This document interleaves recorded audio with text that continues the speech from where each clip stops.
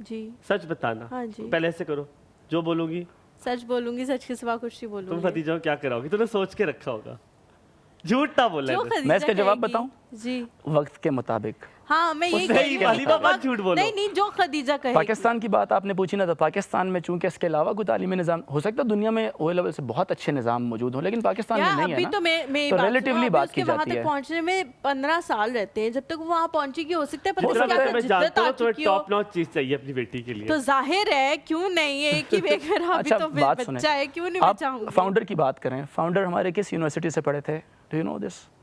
قائد اعظم محمد علی جناح. کہاں سے پڑھے تھے؟ کہاں سے پڑھے تھے؟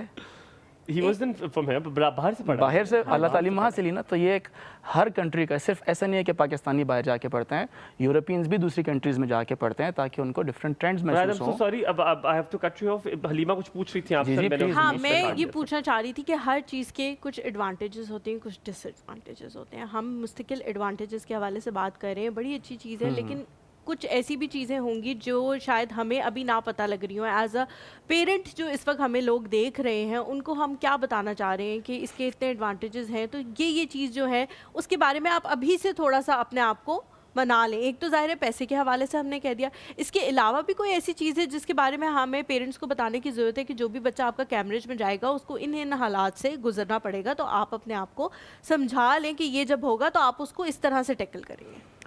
سب سے جو پہلی جو سب سے ہر جگہ سے جو چیز اس کے کنیکٹ ہوتی ہے نا, فائنانشلی یہ بہت زیادہ برڈن ڈالتا ہے. دوسرا یہ کہ آپ آل آف اے سڈن بچے کے لیے فیصلہ نہ کریں کہ بچے نے او لیول کرنا ہے. شروع سے آپ نے اس کو نیشنل کریکولم پڑھایا تو ایک دم اب نہیں اب تو میں نے شو دیکھ لیا تو انہوں نے مجھے بڑا کنونس کر لیا تو مجھے اب او لیولس کرانا چاہیے. نہیں, آپ بعد میں مجھے بدوائیں دیتے رہیں گے.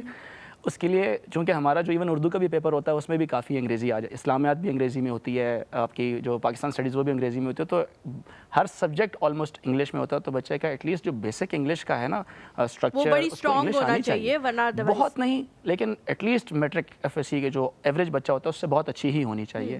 اس کے لیے اس بچے کو ٹائم لگتا ہے. تو ایک دم فیصلہ نہ لیں, کم سے کم 1 سال اس بچے کو کامن ایئر میں ڈالیں, کامن او لیولس پڑھائیں جس میں کوئی پیپرز نہ دے بچہ. اگر آپ کا بچہ قابل ہوگا اس چیز کو پک کرے گا, اس کو آگے پھر اڈیپٹ کر لے گا تو پھر آگے آپ اس کو کنٹینیو کرا بلے بلے اچھی بات ہے, آپ اس کو آگے اسٹارٹ کرا دیجیے گا او این اے لیولس. اور یہ صرف تب فیصلہ لیا جائے جب آپ کو لگے کہ آپ کا بچہ میٹرک ایف ایس سی کی اسٹریم میں تھوڑا سا انٹیلیجنٹ ہے, کیونکہ اس کی چینج آف جو کریکولم ہے نا وہ ایک دم وہ فیل کرے گا کہ یار وہ تو ڈفرینٹ تھا, یہ ڈفرینٹ ہے. تو اس بچے کو بہت اسٹرگل بھی کرنا پڑے گا اس چیز کے اندر. ٹھیک ہے, تو 1 سال ایٹ لیسٹ اس کو کامن آپ نے لگوانا ہے اس کو کاؤنٹر کرنے کے لیے.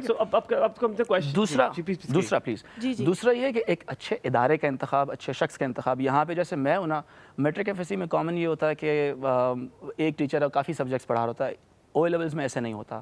ہر سبجیکٹ کے لیے آپ یہ بھی نہیں کہہ سکتے پی ایچ ڈی کر لی آپ نے.